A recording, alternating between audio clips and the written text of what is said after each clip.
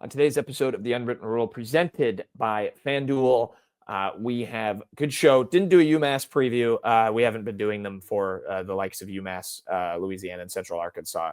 Did a little bit of a different thing. Kenny gave us some one-third of the season superlatives for Mizzou football. Gave us a couple of nominees. We kind of picked our choices for things: offensive MVP, defensive MVP. We had some creative ones, some new transfer ones, freshman of the season so far ones. So gave out some one-third of the season awards. Talked about the 2026 schedule and the three confirmed consistent opponents. I couldn't think of the word for Mizzou football as well. Kenny and I had a convo about that. So a good discussion there. And then we did quick hits, best beats of the week, best things we learned, talked more schedule with Mizzou gymnastics announcing their schedule, new commitment for Mizzou softball, talked about that, some more awards on the football side. And Kenny gave his deep dive on the Aidan Chronister commitment as well. So stick around for that. He had some really good insight in how Mizzou landed the very talented 4-star hoops prospect. So great show. We'll dive into it right away. The Unwritten Rule starts right now. Marcel, where are you going with that disc? You are not putting that on again. Marcel, okay, if you press that button, you are in very, very big trouble. Attention. Everybody stop what you're doing. It's time for The Unwritten Rule, a Mizzou sports podcast brought to you by the Believe Network, alongside Peyton Haverman and Kenny Van Doren. Here is your host, Jack Knowlton.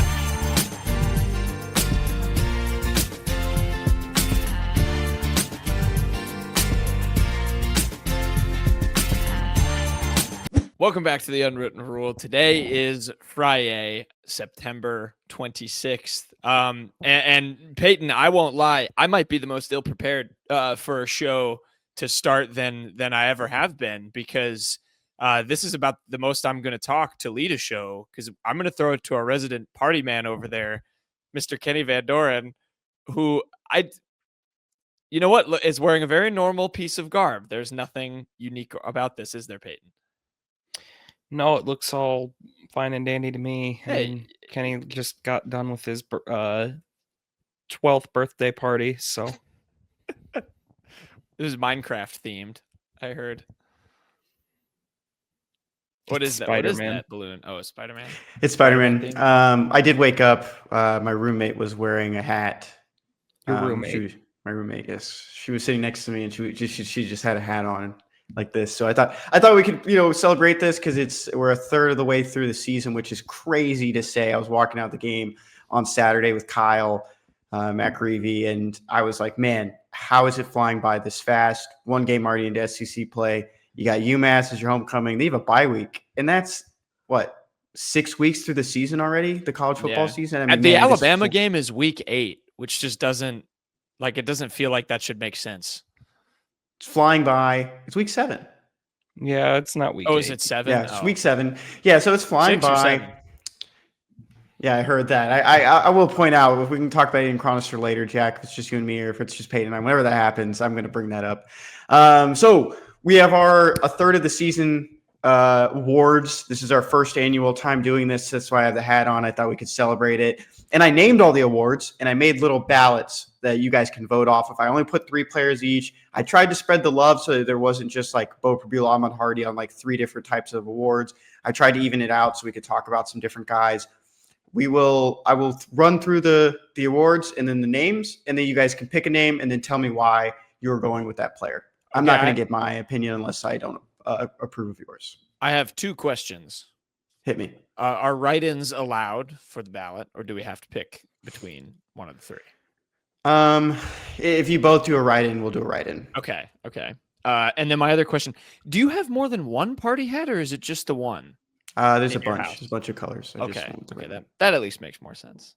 Okay. One day we'll do a show. So I'll have some. Yes, maybe one day when we're all in the same place.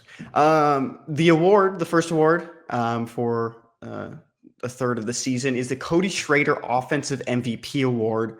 I have 3 players listed on this: Bo Prabula, Ahmad Hardy, and Kevin Coleman Jr. Of those 3, I mean, I feel like there's an obvious one, but I will let you guys choose. I'm going to write in Josh Manning here. I really liked what I saw against South Carolina. We're going to screw up his poor award show. The funny thing is I accidentally wrote Josh Manning on the ballot ahead of time, and I just went back and erased it and put Kevin Coleman. No, I'll write in Caden Green. No, of course it's Ahmad Hardy. Ahmad Hardy has to be the answer. I mean, he leads the SEC in rushing by a comical margin on a list that also has Jamal Roberts in the top 10, I believe. He's been as advertised. I don't think anyone expected it to translate quite as well as it has, but my goodness, he has just been absolutely absurd.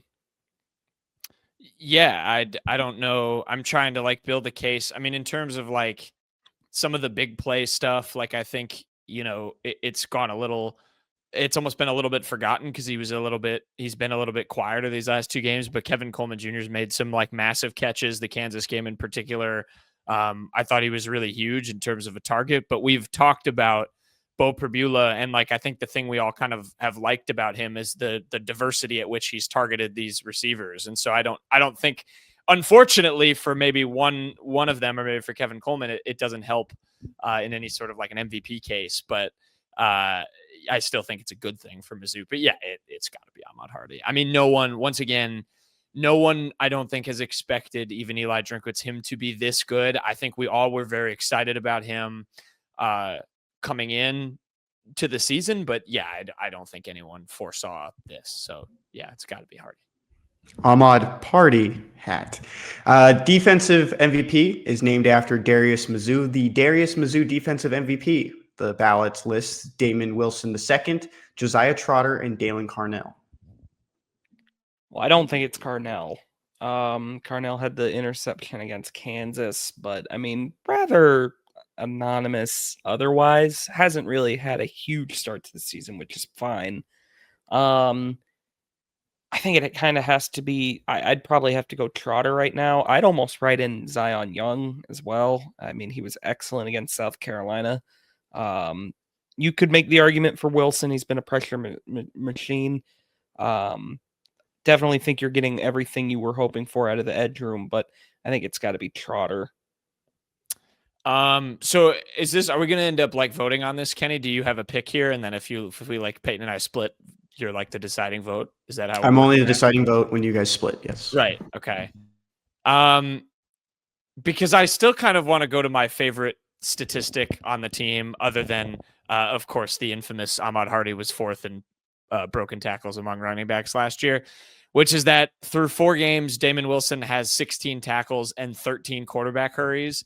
And I really want that number to somehow eclipse tackles by the end of the season.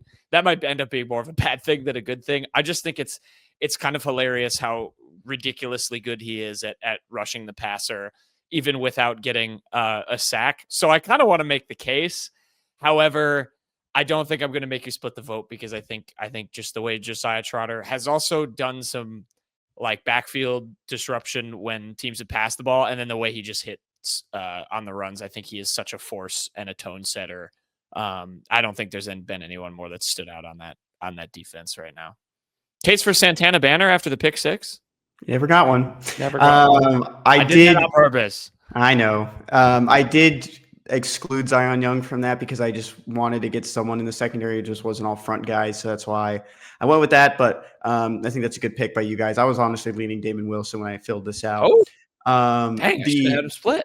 This is the transfer award, and I kept Josiah Trotter off of this because he won the defensive one. So that's something that you guys will know right now. But it's the Marcus Clark II Impact Transfer Award. And the three players on the ballot are Ahmad Hardy, Bo Perbula, and Damon Wilson. Ahmad Hardy. Is that the same for you, Jack? Yeah. I if there was a restriction on you can only win one award per player, then you have more of an interesting conversation. But yeah, it'd probably have to be Perbula because he is Connor Wesselman. No, after South Carolina game. All right, 4th award. I will explain this one after I read the ballot on why I chose these players, but it's the 2023 Brady Cook Most Improved Award, or better known as I got healthy and now I'm better at football. So then the players on this list are Marquise Johnson, Brett Norfleet, and then Jamal Roberts, who's most improved. So he didn't have an injury. You're just He didn't have an injury, but the other two did, so that's why I put them above. Okay. Okay. The what's the full title? The Brady Cook 2023 Most Improved Award / I Got Healthy and Good at Football Award. Awards in their 20s. It's the 2023 Brady Cook Most Improved Award in parentheses. I got healthy and got better at football. I don't think it's Norfleet. I think Norfleet's had a good year, but I don't think that's him. Marquise Johnson has really had a couple nice games. I think I still got to give it to Roberts because he's still basically RB2 and having a very, very productive year. Last year, he was just kind of an ordinary runner. He was kind of a mirror, like however well the O-line blocked for him is how good of a run you would get out of him. Now he's really breaking tackles like I don't think anybody expected to see from him. He has a receiving touchdown, which was really cool. So I think I'm gonna go with Jamal Roberts. I think Brett Norfleet has a stronger case for me than maybe other people when thinking about this award, because I do differentiate it a little bit with Roberts in terms of like Payton makes a good argument where it truly he does look like a different player, whereas Brett Norfleet I don't know if he necessarily looks like a different player, a new type of player, but it's just that he's healthy, and when he's healthy, he's really, really productive. But I think in terms of impact on the season, like Brett Norfleet's had some big touchdowns. I mean, that Jamal Roberts run was obviously huge at the end of that Kansas game. But I mean, people forget that Brett Norfleet's second touchdown was on a 4th and 1 where they were just trying to pick up the first down. It was a really good play call. He ends up sprinting it in. He scored on the drive before that too. I think in that particular game, he was really big. So you know what? Well, just for fun, I'll go Brett Norfleet. I will just to make Kenny split the vote for one of these. I'm going to go Brett Norfleet, but I like your argument too with Roberts Payton. I'm not going to be upset at either pick here.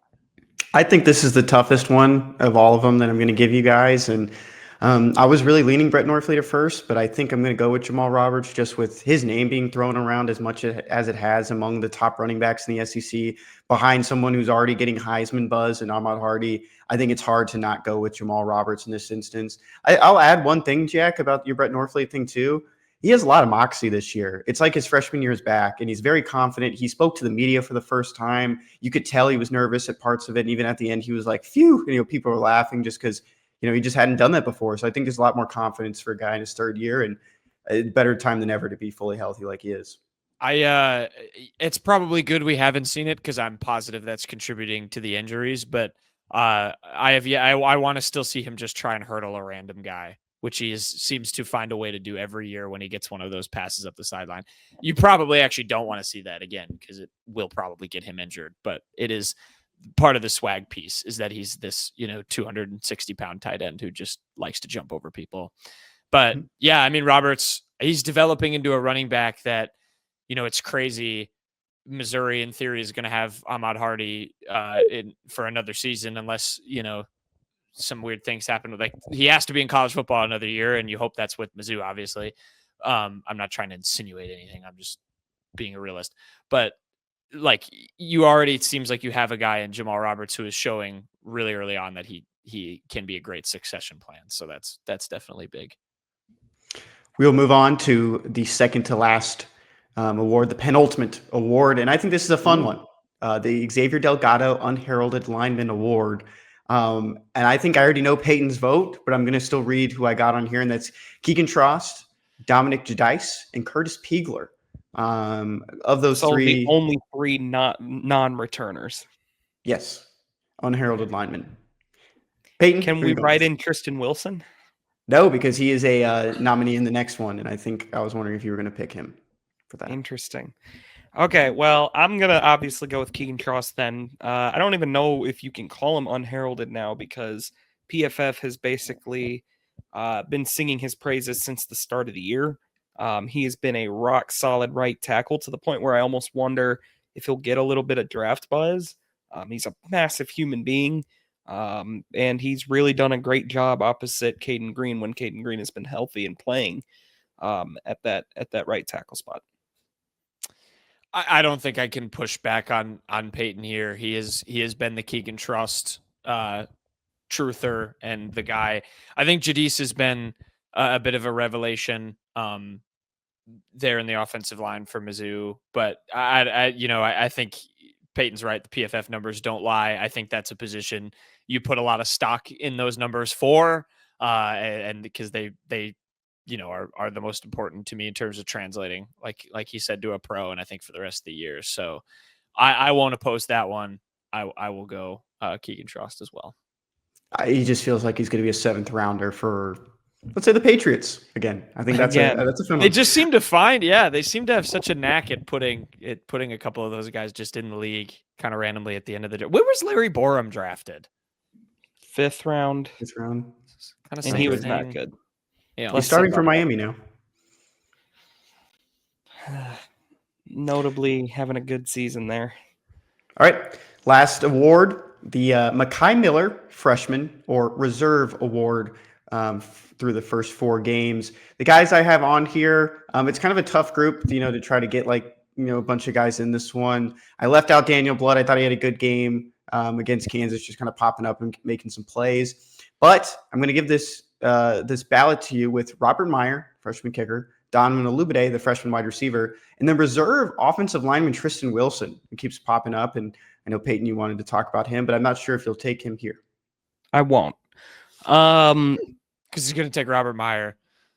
No, I don't think I would. I mean, he did. I feel like that's cheating because he's the starting kicker now and will be the starting kicker for 11 games. So I don't want to. Yes, but the award is the freshman or reserve. I don't think that is in the spirit of Mekhi Miller. He stood up. Wait, whoa. We could say what game is Mekhi Miller most known for in his freshman year? The Florida game where he had. And he played in that game because the guy in front of him was injured in Barrett Bannister. And you can say the same thing about Robert Meyer in some of these instances, especially the South Carolina game. Yeah, I think you look at it in a vacuum. We're not projecting here. Starts are not the same to me as that. So I'm not voting Robert Meyer here. I'm going to go with Olubide. I'd like to see him back involved. He didn't have a catch against South Carolina. Had a couple really huge highlight reel catches against Kansas. I would have almost voted, if Olubide wasn't on this ballot, I would have wrote in Daniel Blood because his catches against Kansas were huge catches. They were not just kind of, they weren't throwaway, garbage time drives. They were specifically big moments in the game. But I'll go with Olubide of those options because he has had a nice year. That's who I want to pick too. I was trying to find someone else that would be fun as a write-in. Jude James, touchdown. He has touchdown. It was Central Arkansas. I know they can't make an arch. He had some good hits on special teams against Kansas, but I don't think enough people noticed it except me. I am so unbelievably excited about Donovan Olubide and what he's going to be. I think, again, to go back to with Bo Perbula, the diversity and wide receiver thing, the fact that there are times, even when he doesn't catch them or he catches them and the throws are already out of bounds, you can just tell how beloved of a target he is. I think that's going to continue. I think it's probably got to be him. Oh, the hell with it. I'm going Robert Meyer. Kenny, you have to decide this one. Robert Meyer came up huge in that South Carolina game. He misses that kick. Mizzou absolutely loses.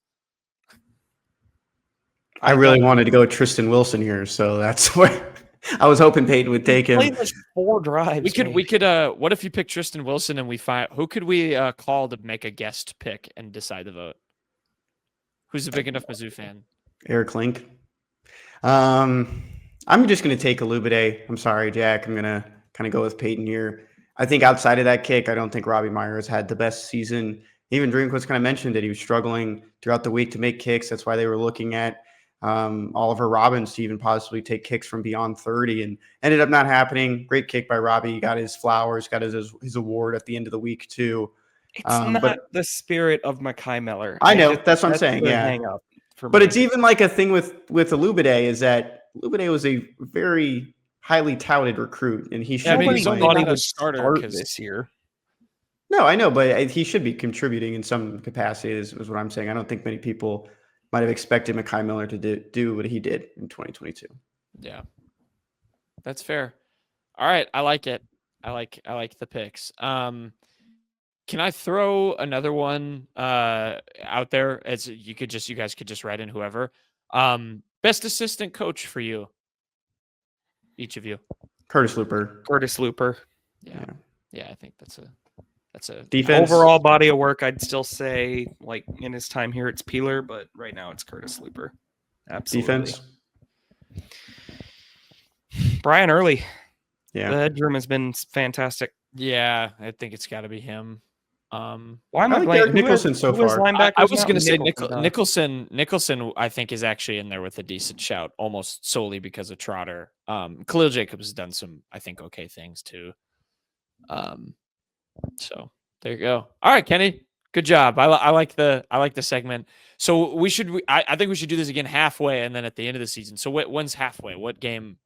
Well, no, we're going to do it at after 6 games. No, okay. After 8 games. Sorry, 8 games. Yeah. So halfway when the season. Well, I guess it's technically not halfway. But well, hey, he's predicting that they're going to make it to the playoff. That's all he's saying. 2/3 of the way. I'm not talking playoff. Although I did say if South Carolina played with Sellers, I might be talking playoff. But I don't think that team is very good. So halfway would be, is that after Vander? No, I can't count. We've been to 4 games. 1, 2, 3, 4. So yeah, after Vanderbilt. That's in 4 more games. Things could change a lot. You have Alabama, Auburn, and Vanderbilt in that time. You wonder who could kind of definitely emerge. could be a different tone next time. Yeah. No party hat, possibly. No. He'll flip it upside down. It'll be a sad party hat. Put it on your chin. Will that be after Halloween? Yes. Because I could have worn a Halloween costume for it. No, I mean not officially. So Vanderbilt is October 25th. So it's right on the cusp of Halloween. So actually, yeah, our show right after that would be the 26th, right before. So you could wear a costume. Be very reasonable. All right, that's a good segment. We're going to segue and talk SEC schedules and quick hits. And now for something completely different. All right, it's just Kenny and I now. We are going to talk schedules for Mizzou football over the next. Well, we're going to kind of talk about it over the next 4 years, Kenny, because we're going to know everything about what's going on in 2028 around the world of college football. So we can make super lore accurate predictions as to how easy or hard Mizzou's schedule would be. It makes me think if like 4 years ago, did we ever, when the 2025 Mizzou SEC opponent reveal was released, did we think maybe on paper, I don't know, Auburn, Alabama, A&M, like South Carolina, would that be maybe that'd be a tough schedule? It makes me think how we evaluated that 4 years ago, because like you obviously kind of simply have no idea what's going to happen in 4 years. But yeah, we're going to look at the schedules. Mizzou got its SEC opponent reveal. The main obviously headline here is that it's a 9-game SEC schedule now. So you have to get used to that.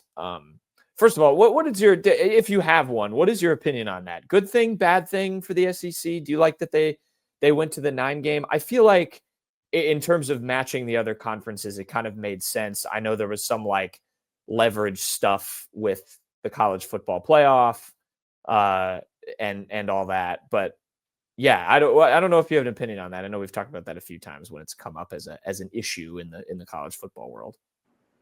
Looking to have the same amount of representation or more than the Big Ten, I think you had to do it. You want to match that. You want to prove that you are better than the Big Ten with how much better the Big Ten has gotten over the last 2 years, poaching a bunch of teams from the Pac-12, which I guess is just a Pac-2 now. And with everything that, the Big Ten is trying to do, push for that it's better than the SEC, winning the national championship again this past year with Ohio State. I think you just have to keep up with the times and prove that the SEC is still the most dominant conference. And when you look at these schedules too, it's like, yeah, there's going to be some teams that might have new coaches. You don't know what the future kind of looks like. Kentucky, the Floridas, the Arkansas, the Auburns of the world, if anything would ever change at those programs the next couple of years. Still the SEC, I mean, you're going to face the best competition, with those 9 games. I think I'm not the biggest fan because I do like some of those non-conference games that pop up. And, of course, you have to play 10 of your 12 games now against Power 4 opponents. There is no more, hey, we're going to fit in 3 or 4 teams that are at the lower level. We're going to pay them to come here. We're going to get some free, easy wins. That's kind of in the past now, just with how much these conference realignment has happened. Yeah, I weirdly think you're going to end up having they're just going to be equivalent of what you thought would be really cool non-conference matchups in conference play now, which to me, like, that just makes them matter even more. So as much as it's probably dumb that Cal and Stanford are in the Atlantic Coast Conference, and that doesn't really make sense, and there are some travel things. When I think about it in a vacuum outside of those issues, I think it's kind of fun, like that you have more of these marquee conference games. Like, I know, again, there's wider conversations to be had about the monopolization of college football and things of that nature. But again, looking at it from a pure matchup standpoint, I think you're going to get a lot of fun games, and I'm encouraged to see that in the SEC as well. I think it's going to cause a little more chaos, and I think it will be fun. So if you have another thought on that, feel free to give it. Otherwise, we can talk 2026 Mizzou opponents, and then I'll breeze through what they have in 2027 through 2029. Yeah, we can just jump right into 2026, and I'll throw the non-conference games at you as we go along too, Jack. I have an over-under to hit you with when you say the slate right after that. Okay, I'll just go through it real quick first. Home games for 2026, Florida, Kentucky, Oklahoma, Texas, and Texas A&M. So it's back-to-back seasons with the Aggies traveling from College Station to Columbia, and 3 straight years against Texas A&M as well, because, of course, Texas A&M, Arkansas, and Oklahoma are going to be the 3 annual opponents through 2029. So Mizzou will play all 3 of those. And it'll just be the inverse. So the 2026 schedule will just be inverse from home and away for 2028. And then 2027, the inverse will be in 2029. We'll still run through it so you know. The away games that year, Arkansas, so back-to-back years playing at Fayetteville, Ole Miss, Mississippi State, 3 straight seasons against Mississippi State. As well. First time they played Ole Miss, I believe, since our freshman year, Jack, which is crazy to think in 2019. Yeah, I think you're right. Homecoming. Yeah. Georgia is the other away game. It's a big one. The last time these 2 teams faced was a thriller. I mean, in Columbia, but last time on the road in Athens, it wasn't the best contest for the non-cons this year. Right now, and this is kind of just what the schedule looks like. I don't think there will be any more shuffling. Arkansas Pine Bluff on September 5th, Kansas on September 12th, and Troy on November 21st is how that looks going into 2026. Now that Kansas game is the one in Lawrence, because it's obviously the reverse leg of the home and home. If I recall, I don't think we talked about the 3 permanent rivals when those got announced, did we? Did we have a quick hits convo on that? We did not. Because I think it's a little pertinent, because we just had Rickson Lane on from Believe in South Carolina, and that was like, we had that conversation then. And then it gets announced that it's Oklahoma and Arkansas, which I think make a lot of sense. Arkansas has been maintained since that rivalry has been maintained since they went to the SEC. Oklahoma's the biggest Big 12 rivalry of the teams that moved from there. Texas A&M, I feel like, is the one people have had a lot of back and forth over. I get it. It's another team that joined Mizzou at the same time.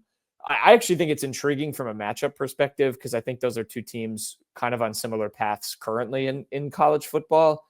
I'm not going to lie, Kenny, I would have liked to have seen it be South Carolina and kind of preserve the Mayor's Cup. I really think that in terms of pure beef, those 2 teams have it more right now than Mizzou and Texas A&M, and I would have liked to have seen that continue. And I don't think in 5 years I'll be sad to have not had a Texas A&M rivalry, whereas in 5 years I think I'll be a little bit bummed that Mizzou isn't seeing South Carolina every single season. So I think it would have been more in favor of that. I don't know if you agree, if there's any other team you would have thrown in the mix, but that's where I stand.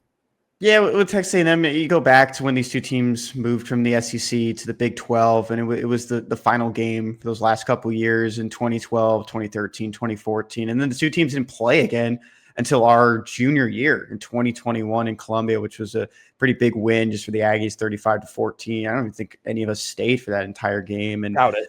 I think with the South Carolina matchup, though, in my mind, Missouri and South Carolina, and I don't know if it's because there's a trophy involved or the same city, coaches are a little bit fresher to the SEC, but still have a good amount of time under their belts.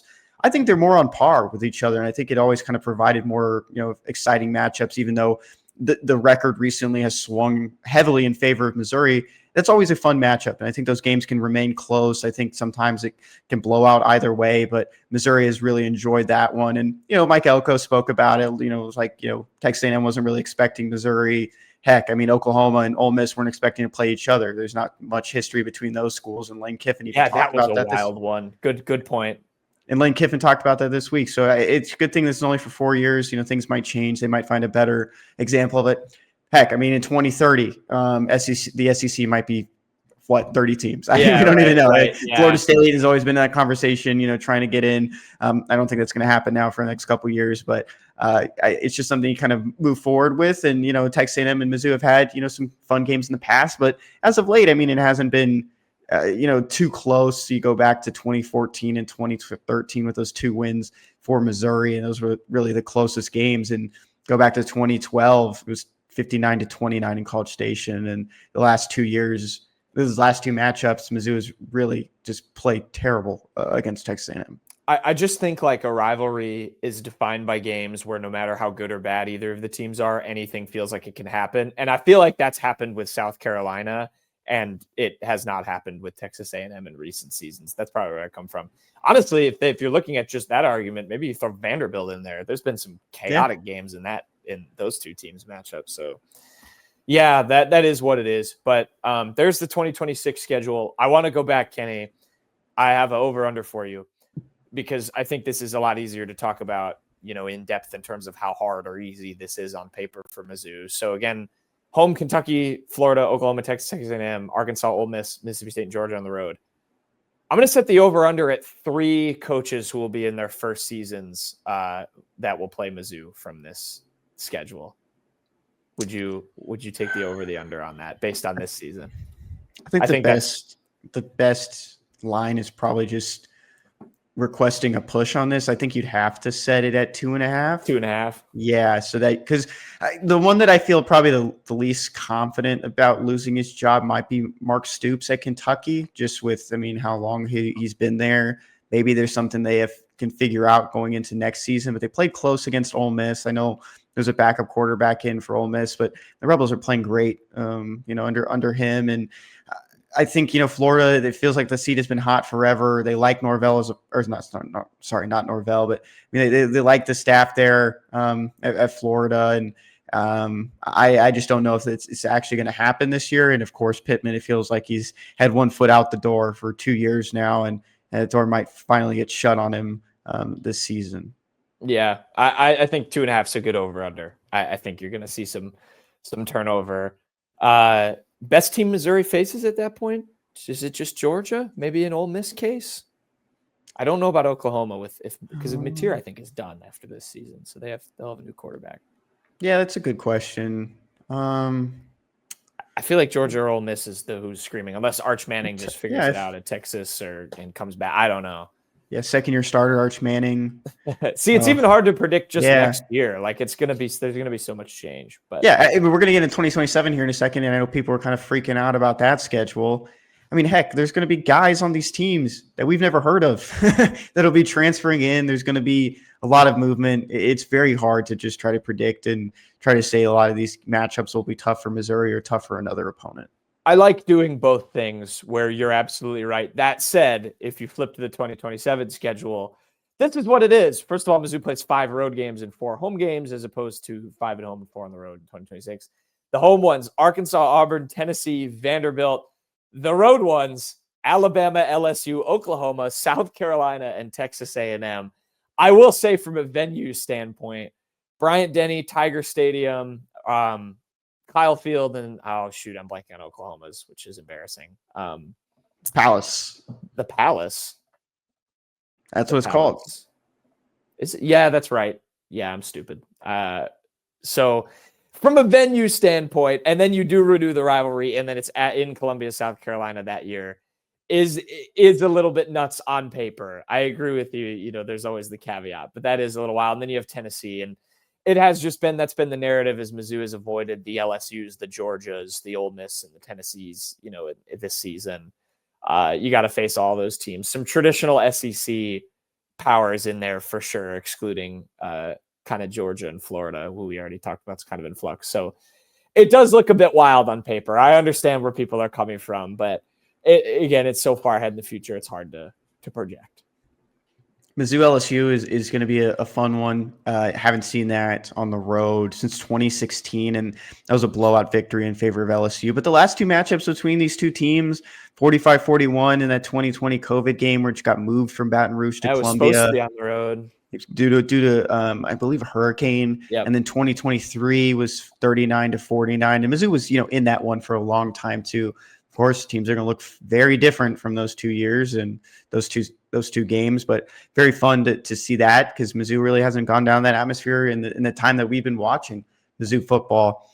Looking at the non-conference slate for 2027, Illinois State at San Diego State, Florida Atlantic, and then Illinois wrapping that up. And Illinois State, September 4th, San Diego State, September 11th, Florida Atlantic, October 2nd, which I assume would just be the homecoming game. And Illinois still has a TBA on there. And it says in city to be determined. I assume it's just going to be in Columbia because that's the first leg of the home and home. And in 2028, you're going to Illinois.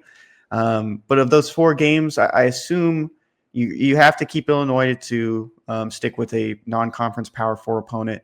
That San Diego State game is going to be bought out. I think that's pretty confident. I think they'll buy out the whole series, maybe shuffle some games around or just knock off Northern Illinois at the end of your non-conference slate in 2028 since you start with San Diego State on September 2nd in 2028, which I believe that game will probably get moved up to the Thursday if they stick with that. But of those 3, that's, one of those Jim Sturk games that's still plaguing Mizzou. We got another good one to mention coming up before we go to quick hits. 2028 for the Missouri Tigers. Kenny, flip to it. I forgot to pull it up on my own. Oh, wait, I have it in front of me now. 2028, Georgia, Ole Miss, Mississippi State, Oklahoma, A&M at home, Arkansas, Florida, Kentucky, Texas on the road. That's the flip, like Kenny said, from 2026, which makes 2029, Alabama, LSU, Arkansas, and South Carolina at home, Auburn, Oklahoma, A&M, Tennessee, and the Vanderbilt Commodores on the road for Mizzou. What other notable non-con games are in there, Kenny? 2028, San Diego State, of course, opening the season. SEMO, haven't seen that one in a while. Oh, SEMO, you got to keep that one. Is that our senior year, junior year? I mean, it's been a while. Oh, gosh. Illinois. I feel like I watched SEMO like a couple times. Yeah, Illinois on the road, September 16th, and then September 30th is Northern Illinois. So that group, I don't know how the buyout contracts work when you're trying to maneuver some of these games around, but maybe you start SEC play just on September 30th because I don't think you could really sneak in an SEC game in some of those early matchups. Just really depends on what other schools are doing as well. 2029, Missouri State, which would be a cool one because that's going to be an FBS opponent because Missouri State's in his first year in the FBS. September 15th, Illinois again at home, and then at Northern Illinois on September 29th. And I think that's the one that's going to get kicked. And then Army to wrap things up, which will probably be the homecoming game on October 13th. There it is. The final Jim Sturk effect game at Northern Illinois. They had to go at UMass. God, that'd be funny. I don't think it ends there. There anymore? They're more in 2030s? 2030 at North Texas. 2031 at Florida Atlantic. 2033 at San Diego State. Yeah. Woof. Yeah, some of those are probably going to get many of those are going to get bought out. Man, if they end up going to Northern Illinois, I think I have to attend that game. I think that would be quite something to witness. Yeah. But some fun SEC games. I'm intrigued about 2026. We'll see how the 9-game schedule kind of affects everyone. And any final thoughts there, Kenny? You know what? I'm just going to stake my claim. I think LSU is going to be an absolute wagon in 2029. They've got they're going to have kids who are in like their sophomore year of high school, freshman year of high school, playing in that game. They're gonna be a wagon. They're gonna have a good recruiting class that would put my stamp down right now. Keep the receipts. Yeah, I have no real opinion on how that schedule is going to unfold. I understand the 2027 stuff from like a venue standpoint, and you can probably reasonably assume most of those teams are still going to be pretty solid, but we shall see. We shall see. All right, there's some schedule talk. Kenny and I are going to keep it rolling. Well, some other Mizzou stuff to hit on in. What is it, Kenny? Say it with me. Quick hits. Quick hits.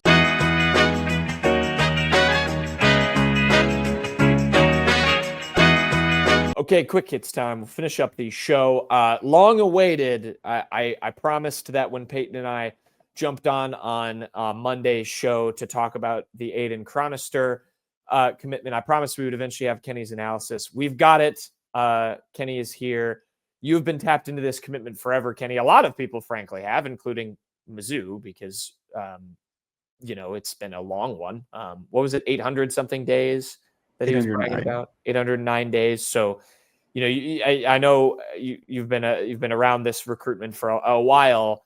A big one. Also, for a second, my eyes played a trick on me, and I thought that said insane Chronister commitment, and I was like, that's not a very professional graphic. It does not, for those listening to the podcast, it says inside Chronister commitment. But yeah, Kenny, you've known him as a target for Mizzou for a while. Take us through your thoughts here. How did Mizzou make this happen? What was their kind of stance throughout this really long process? Because I feel like you just don't see that as much in this day and age, with stuff landing over 800 days, that being kind of a bragging point for both Mizzou and I think for Aidan Chronister, that they built that kind of relationship.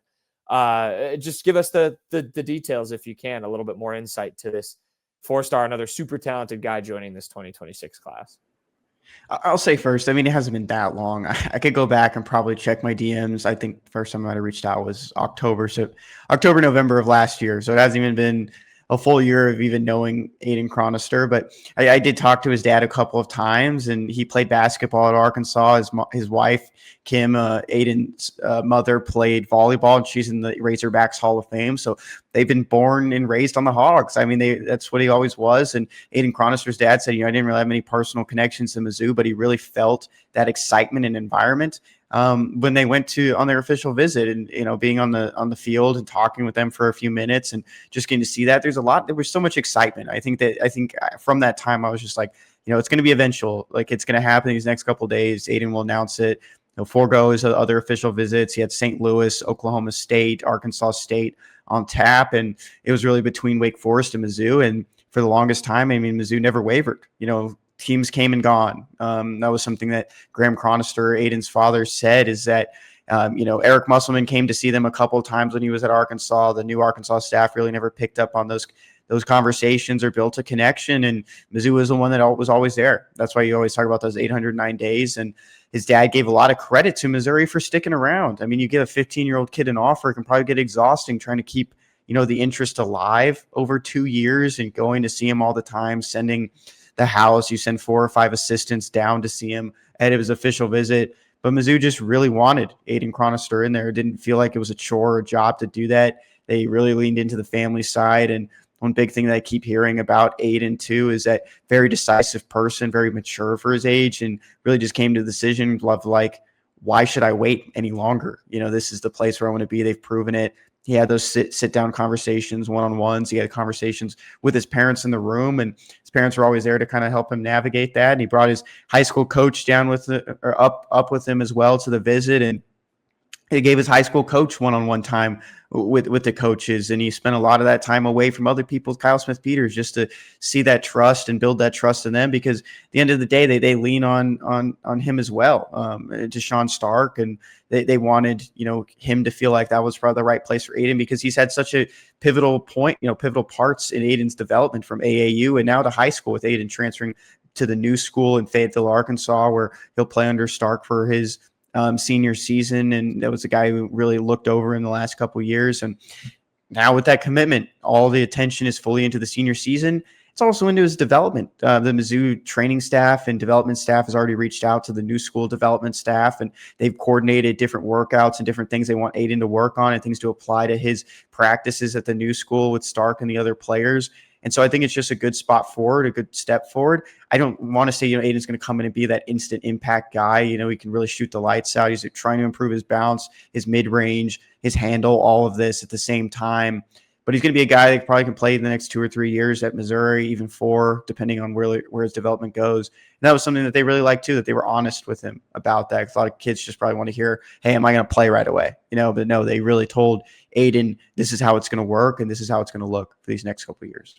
Yeah, that's a significant thing too. I think being able to sell a kid on that long-term dream when, we're in such an age where guys do want to go one and done. And yeah, obviously projecting is always difficult and you don't want to do that, but it's important, I think, to recognize the significance of commitments like this.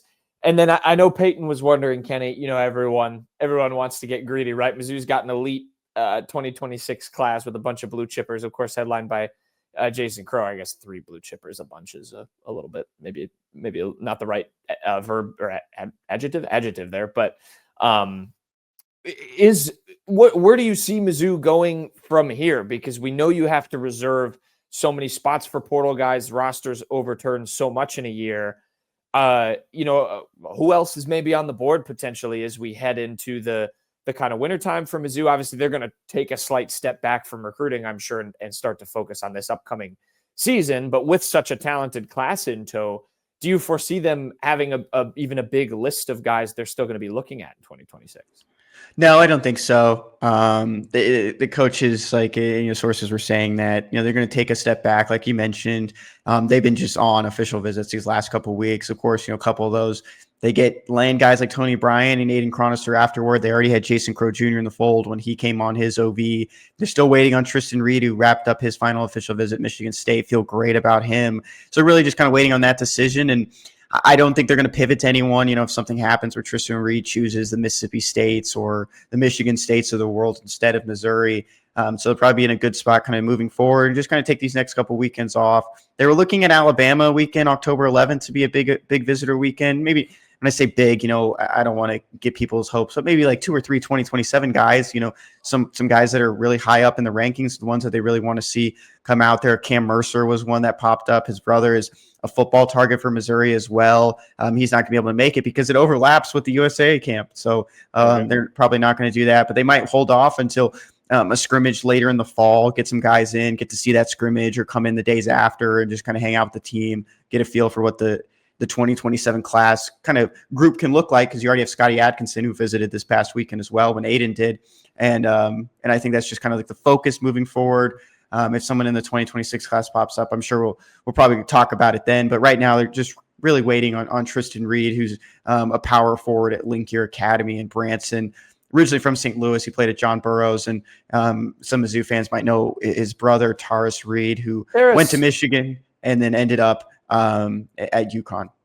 Yeah, I liked Taurus Reed in college. I was a fan of his. So there you go. Yeah, it's going to be a great class. However, it ends up shaking out with maybe one more name added to it in Reed potentially. But there you go. There's some more insight on Chronister as promised. Thank you, Kenny. That I know that was a long segment for a quick hit, but yeah, I think it's really important to get that how Mizzou did it. Because I think that's important no matter where you're projecting Chronister to be on the court. Would you like to read Mr. Payton's quick hit? This is a very exciting one. Yes, Peyton not with us right now. He's a pretty busy Thursday. We're all going to be at homecoming this weekend, so pretty exciting time for him coming up. But he got to see Luther Burden's first touchdown on TV, 101 yards, 3 receptions. He also had a 7-yard run, 7-yard rush for the Bears in this game. He entered week 3 of the NFL with 2 yards of total offense, Jack, and just exploded. He led all former Missouri players in the NFL with a great performance and a touchdown on the flea flicker from Caleb Williams. I know Peyton wasn't too excited about this Cowboys game, even with a pretty, limited Cowboys defense, but Caleb Williams, Luther Burden, picked it apart. Big win for the Bears in this one. Yeah. Peyton's Bears. Caleb Williams is player of the week, I think. Yeah, I could watch this touchdown over and over again. This was so exciting. There was some Luther Burden stuff just in terms of where he got drafted compared to where some of the other receivers were getting drafted, who got drafted near him, and what they were doing and projected to do versus what he was doing. So really nice. He could have what you hope is a breakout game. And yeah, they got their swagger back. Dallas has a bad defense, but it's, you got to beat the bad defenses. And the Bears did that. Step in the right direction for Peyton's Bears there. So good for Mr. Luther Burden. My jersey of the week. Hey, Kenny, I hope you thought about this because I asked you about that. I told you I was going to ask you before we start the show. What's your favorite Adele song, Kenny? Man. You didn't think about it. Let me give you Chasing Pavements. That's a great pick. Chasing Pavements is a great pick. I myself, gosh, this is going to be tough. Someone Like You is a classic. Rolling in the Deep is a classic. Those are all generic. I mean, 21, the whole album is good. Why are we talking about Adele, Kenny? Because Mizzou softball got another commit in the class of 2027. It is Adele Metz. She does spell her name with 2 L's. I believe the artist spells it with just 1. But an exciting ad for Mizzou softball. They're 4th in the class of 2027. She's the 4-star recruit, number 118 overall, at number 17 catcher in the class of 2027, the number 5 player in the state of Missouri. She plays for Francis Howell High School. And joins Jenna Mannion, Sierra Dotz, and Emily Soders. Mannion and Dotz are both pitchers. Soders another catcher. So Mizzou kind of building. Larissa Anderson building up the class of 2027. And as you can see from Mets, I'm staying home. Obviously picking up a nice in-state get at the catcher position for the future for Mizzou softball. Jack Brown weighing in as well. Called her. It's always kind of a fun thing when you just like the simple one. And but it looks like they're good friends. And of course, Jack Brown is a big time football target. So if you can get another person from one of the Francis Howell schools, with him being a tight end at Francis Howell Central, I mean, it would be a good pipeline just for Mizzou softball and Mizzou tight ends coming in from St. Charles. It's all connected. Luther Burden Conzo Martin. Yeah. What did the wind? That required a Windhorse finger? I thought it did. I thought the main bird. It did. What's going on in St. Charles recruiting? Shawnee's main bird of the week. Kenny, your main bird. Hear me out on this one. Kelly Harper. She coached at Chattanooga, which is the Mocs, which is short for a mockingbird in Tennessee. So that's my bird connection. But this kind of looks like the columns practice that we went to. There's like, I think our senior year, it was the only time we got to actually go. But Mizzou women's and men's basketball will be hosting a free event on Friday, October 10th, starting at 6 p.m. It's the first chance to see the teams in action this year. And there'll be autographs, inflatables, and it's all for free. You can find more information on the Missouri website. Is this replacing their thing on the quad? Okay. Looks like it. Doors open 5:30. That's a tad bit of a bummer, but it's still cool that they at least still do the showcase. And the thing on the quad was always really fun. I remember covering the first one of that. Yeah. Which I almost thought, for those who are aware of the Firefest thing when that happened a couple years ago, I almost thought we were going to have one of those on our hands, because I remember the day of it. They were still building it all the day it was happening. And I remember walking by it in the morning and I was like, this does not look ready to host this. And they got it all done, to their credit. By then. You can never question Mizzou's ability to get things done quickly. I don't know how they do it. Homecoming freshman year. I don't know if you remember, Jesse Hall was under construction the entire fall and summer. And then 2 days before homecoming, scaffolding was gone. Yeah. And I had a bet going with someone that I worked with at KOMU, Avery. And I said to her, I was like, it's not going to happen. And we bet food on it. Cause it was this is there's no way. But Mizzou basketball, Mizzou, everything Mizzou administration just always gets things done. I mean, look at the stadium. Our Memorial Stadium is moving so quickly to be fully ready for the 2027 season. 2026, excuse me. Super amped to see that this weekend. That's going to be exciting. I want to see the progress for myself. Would you like to read Peyton's main bird of the week, or shall I? Yeah, I'm not necessarily sure where the main bird is in this one. Maybe you can help me out with it. I can do some digging. Yeah, SEC players. UL Monroe for the Warhawks. Oh, true. Warhawks. Players of the week, offensive in the SEC after week 4 against South Carolina, Ahmad Hardy, offensive lineman Keegan Trost, defensive lineman Zion Young, and freshman Robert Meyer. And if you didn't see on Instagram when they tweeted the players of the week, I think they posted on Twitter as well. X, everything happens on X. They listed some of their players of the week that they chose as cornerbacks on accident because they just forgot to change it. So Chris McClellan was listed as a cornerback, and same with freshman kicker Robert Meyer. Yeah, I think we I quote tweeted it on the account, and I said the new quarterback duo for Mizzou, or I think I just said Chris McClellan and Robert Meyer, and it's a photo of Ennis Rakestraw and Chris Abrams-Drain. Which, yeah. Who would fare? That's actually a good thought experiment. Who would fare better at corner, Chris McClellan or Robert Meyer? I feel like McClellan, just because Robert Meyer might get bowled over because he's a true freshman kicker, and Chris McClellan at least has some size out there. But Chris McClellan would just be in the flat. I think that's what you're trying to stick for. And then he could put anyone in the ground. I think Robert Meyer would have to play off the line a little bit. Yeah, you just run Chris McClellan in press coverage, and he just pushes the receiver over, and the play is just done. Can I random tangent off that for a second? I wonder if teams can do this in real life more. The other day I was playing the college football video game, and I was playing defense, and the team called like a speed option. And I inadvertently just truck sticked the running back like 2 seconds before the quarterback decided to pitch it. And the game didn't realize it. It was just a fumble and they lost like 20 yards. Can you do that in real life? If you just see that happening, you just run over and just hammer the running back and then they have no one to pitch it to. I don't know. I don't feel like that's not allowed. I feel like that's some sort of targeting penalty. I don't know. It's like almost like those like defenseless Is it receiver. a defenseless receiver on the option? I mean, I'm uncovering a hole in the rules that I realize I don't know. So. You're talking about a video game that a lot of people aren't very happy with. Correct. Yes, I am aware, but it would make me laugh. I thought of that off of like that's what Chris McClellan would do if he played cornerback. All right. Anyway, we're straying far off the plot here. Speaking of that, I'm going to talk about something that's not related to Mizzou. Well, it kind of is SEC. My main bird of the week is going to be Bruce Pearl. Main bird. He was at Auburn, War Eagle. Don't get Kenny going. He's retiring. So Auburn will have a new basketball coach, men's basketball coach, and it will be his son, Stephen Pearl, who they agreed a 5-year deal to in lieu of this. Pretty wild stuff. I've seen mixed things as to why. I've seen like that he was going to go into politics, but I've also seen reports that refute that he said he's not doing that.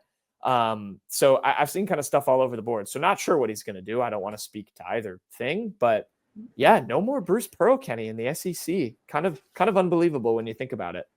He made a remark in his like farewell graphic, and he did a video too, like right after this was reported, kind of talking about why he was stepping down. He mentioned, he was trying to run for senator in Alabama, but Auburn offered him to be the senator of Auburn. That's something where he can lead this program. He can help out in any way. He just won't be the head coach anymore of the Tigers.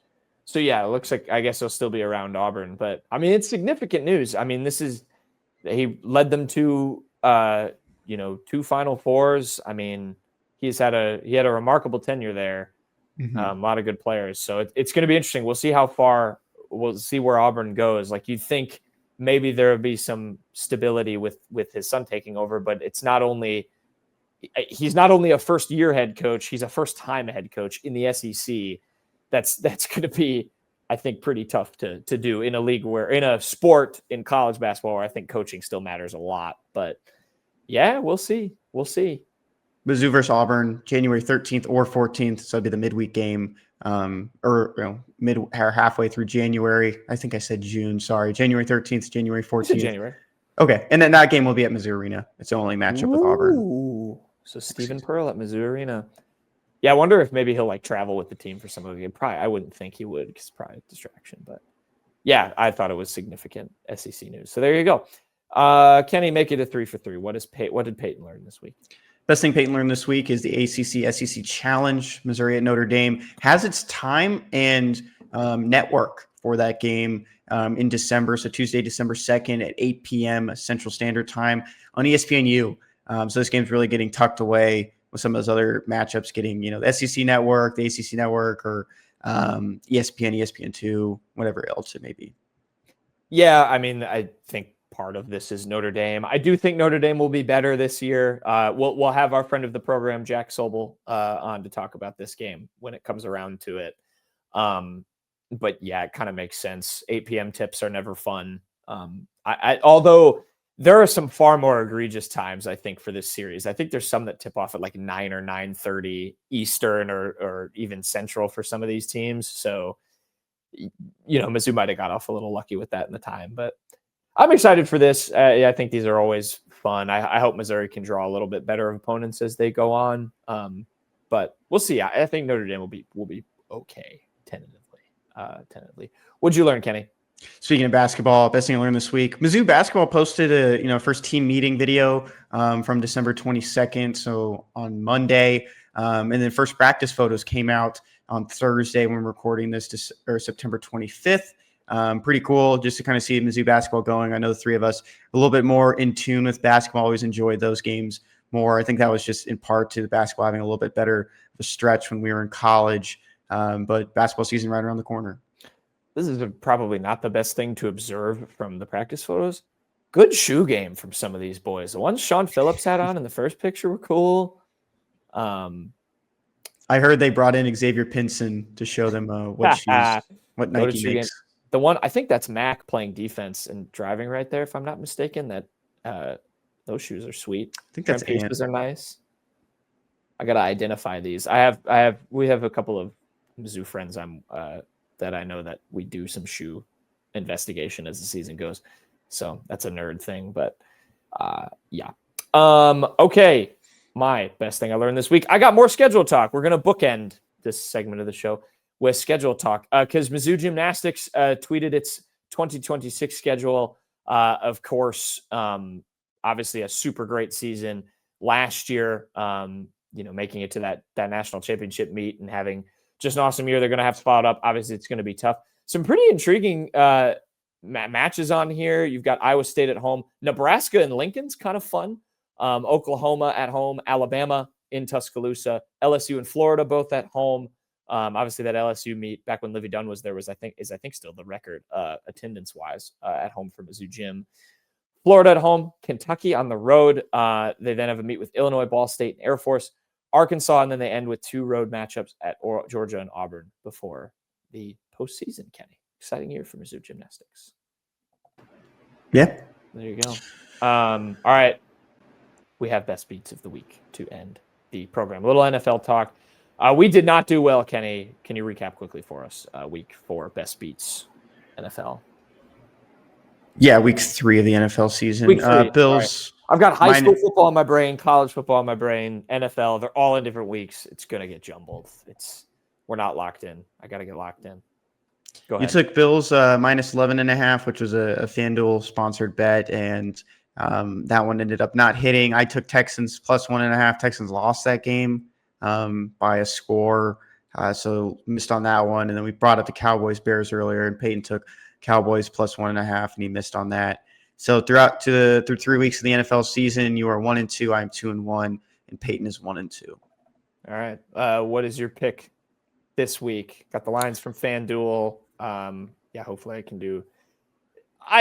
You know what? Let me just say Peyton's pick because Peyton, I think, is picking a fun game. He's got the Rams minus 3.5 over the Colts. Intriguing game. The Colts are hot. This has got to end at some point, though. I don't know if Dimes can keep this. Well, maybe he can keep it up, but they got to lose at some point.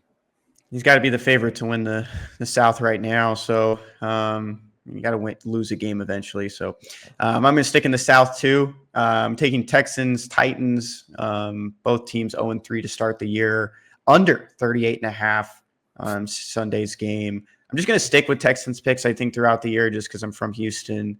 And I'm just going to take the under there. Always take the under. Oh, wait, no, life's too short. Well, yeah. This is just – you just want Texans and Titans fans to suffer. I saw this line on fan. A lot of overlap between them. Some of them – both fan bases probably like the Astros. Yeah. I just saw this and just gawked. 38.5 is just a sad state, but – CJ Stroud's been bad. Brian Schottenheimer can't coach for Tennessee. It could be just a pile of garbage in that game, which I don't hate you picking and betting on. So there you go. I'm going with another dog. I'm going to go. I'm not super confident about this pick because I think the Chargers are really good. I'm taking the G-Men plus 6.5 over the Chargers. New quarterback bump. Jackson Dart finally got announced as the starter. There's some fun props over there on FanDuel. I was looking at a couple of them.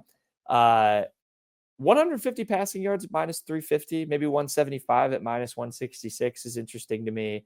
If you're looking in the plus money, 2 passing touchdowns, be interesting. Chargers are a good team. I mean, Harbaugh is gonna have them ready to go. It's a tough game to make your first started, but I'm gonna bet on the Jackson Dart bump for New York, and it's not because I now have him and Malik Neighbors on a fantasy team and would need that to prevail to get a win. Cam Scatabo, I think, is projected 14.5 fantasy points this week. He's RB1 because Tracy's hurt. Yeah, I have him on my bench right now. That's how good I am at fantasy football. Yeah. Ooh, all right. Yeah, it's been a tough start for me in fantasy. I'm in a dynasty league. I have no idea what I'm doing. I do have Luther Burden in it though. Had to make sure to scoop him up. All right, there you go. There's best beats. Do you have a joke for in lieu of Payton, or are we calling it? Oh man, I didn't even get one. I didn't even think about That's it. okay. We don't have to do it. We can make him mad. He's not here. He doesn't get to tell his joke. Sorry, Payton. All right, that'll do it. No recap. Kenny mentioned we're gonna all be at homecoming. We'll tweet out a photo or something. I don't know. We should make some sort of content piece. Maybe I'll make Peyton do an instant takeaways as we're walking away from the game and just tweet out the video. So yeah, we'll be back Monday. We will have a program for you doing some cleanup from Mizzou UMass. So go enjoy that game. Go enjoy the weekend of football. It's a good college football weekend too, outside of the Tigers. So go enjoy all of that. We will see you next time. Goodbye.